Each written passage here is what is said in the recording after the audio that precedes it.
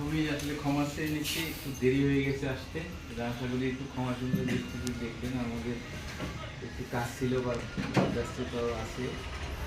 আজকের এই বসুন্ধরা ক্লাবের পক্ষ থেকে শীতবস্ত্র বিতরণ 2026 অনুষ্ঠানে সম্মানিত সভাপতি জনাব শহীদুল ইসলাম, এছাড়াও উপস্থিত আছেন আমার ডান দিকে জনাব এনামুল হক সেলিম, অতিরিক্ত পুলিশ সুপার অবসরপ্রাপ্ত মহোদয়। আরও আছেন জনাব জানাল আবেদিন মিয়া, প্রধান শিক্ষক মহোদয়, আমাদের এলাকার বিশিষ্ট ব্যক্তিবর্গ, সাবেক ক্লাবের প্রতিষ্ঠাতা সভাপতিবৃন্দ এবং অন্যান্য পুলিশ সমাজ যারা আছেন, এছাড়াও উপস্থিত যারা সামনে আছেন, যাদেরকে আমরা আজকে এই কম্বলগুলো দিব, সবাইকে আমার সালাম এবং শুভেচ্ছা। আমরা সমাজসেবা অধিদপ্তর যে কাজটা করে থাকি সেটাই মূলত এই ক্লাব করতেছে, বা এরা আমাদের এই ক্লাব, আমাদেরই ক্লাব। আমরা আসলে একটু আগে কিছু বলেছেন যে আপনারা রেজিস্ট্রেশন নিয়েছিলেন 90-এর দশকে। তা 90-এর দশকে যদি আপনাদের রেজিস্ট্রেশন হয়ে থাকে, সেই রেজিস্ট্রেশনটি এখনও বলবৎ আছে, সেটি সক্রিয় আছে না নিষ্ক্রিয় আছে? নিষ্ক্রিয় আছে। যেহেতু নিষ্ক্রিয় আছে, এটি আবার রেজিস্ট্রেশন নিতে হবে। আর যদি সক্রিয় থাকতো তাহলে আমরা কমিটি নবায়ন করে দিলেই হয়ে যেত। তা এখন যেটা হচ্ছে যে আমাদের নতুন কমিটি করতে হলে, রেজিস্ট্রেশন করতে হলে আমাদের অফিসের নামকরণের আবার আবেদন করতে হবে, আবার এনএসআই মাধ্যমে ভেরিফিকেশন হবে।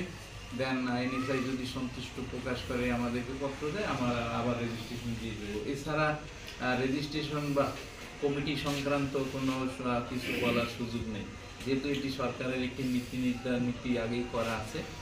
আর যদি এই নামেই যদি করতে চান বা আগে পিছিয়ে কিছু একটু বাড়িয়ে করতে চান, আমার সাথে আলাপ করতে পারেন, দেখি কী করা যায়। যেহেতু এটা প্রতিষ্ঠিত প্রতিষ্ঠান, এভাবে আমরা যেহেতু সেবা দিচ্ছি প্রতি বছরই মানুষের সাথে আপনাদের সেবার বিনিময় হচ্ছে, নিশ্চয়ই এটা কিছু একটা করা যাবে বলে আমি আশাবাদ ব্যক্ত করছি।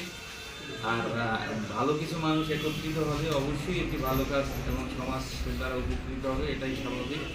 সমাজসেবা অধিদপ্তর থেকে এই যে মূল কাজ, যেটা আমাদের এই ক্লাব রেজিস্ট্রেশন দেওয়া এবং কমিটি হালনাগাদ করা, এগুলোই কিন্তু আমাদের প্রথম দিকের কাজ ছিল। তখন কিন্তু ভাতা টাতা এগুলো আসে না। এরপরে যখন ক্ষুদ্র ঋণ আসছে, পরে এখন কার্ড আসছে, ভাতা আসছে। আমরা আসলে আপনাদের সমন্বয়েই কাজ করি। সমাজসেবা অধিদপ্তর আপনাদের নিয়েই কাজ করবে, অবশ্যই আমার সার্বিক সহযোগিতা থাকবে। আর একটা যেটা বিষয় হচ্ছে যে শীতবস্ত্র বিতরণ, ব্যানারের নাম। আর কম্বল আসলে কি বস্ত্র? বস্ত্র না, কিন্তু এটা রাতের বেলায় আমরা গায়ে দিয়ে ঘুমাই, এছাড়া সারাদিনে আর লাগে না। এটা নিয়ে কেউ গায়ে দিয়ে ঘুরে ফেলে না। তা সেই হিসাবে শীতের উপকরণ বিতরণ হওয়া উচিত। উপকরণ, হ্যাঁ, উপকরণ যেটাই হোক, এটা উপকরণ, জ্যাকেট উপকরণ, সব উপকরণ। আর শীত বস্ত্র মনে হইলে হয় কি যে আসলে কাপড় বা এই জাতীয় গরম কিছু, কিন্তু বাস্তবতার সাথে মিলতেছে না। আমরা আশা করি আগামীতে এটা মিলে যাবে। হ্যাঁ, তা যারা এই কম্বলগুলো নেবেন, আমাদের এই একজন মুরব্বী এবং শিক্ষক মহোদয় বলেছেন যে এক মাঘে শীত যায় না, একটি কম্বল অনেক। আমাদের কাছে এই একটি কম্বল আপনাদের হাতে পৌঁছে দেওয়া পর্যন্ত কিন্তু এখানে অনেক গল্প আছে। এর অর্থ সঞ্চয় করা, এটা কেনা, এটা এখানে আইনে এবং এইরকম একটা অনুষ্ঠান করে আপনাকে খুঁজে বের করে, অনেকেরই যার দরকার না সেও চাইতে পারে, আবার যার দরকার সেটা আমরা জানি না, তাহলে সেই লোকগুলো খুঁজে বের করে তার হাতে কম্বলটা পৌঁছে দেওয়া, এটা কিন্তু অনেক বড় একটা কাজ। সেই হিসাবে এই কম্বলটা যারা পাবেন আজকে, এবং এটা আগামী দিনের জন্য আবার যত্ন করবেন, যাতে আগামীবার যাতে আপনাকে আর দেওয়া না লাগে। মনে করবেন যে এটা আমি পেয়েছি, এটা অন্তত 2-4-5 বছর আমি এটা ব্যবহার করব।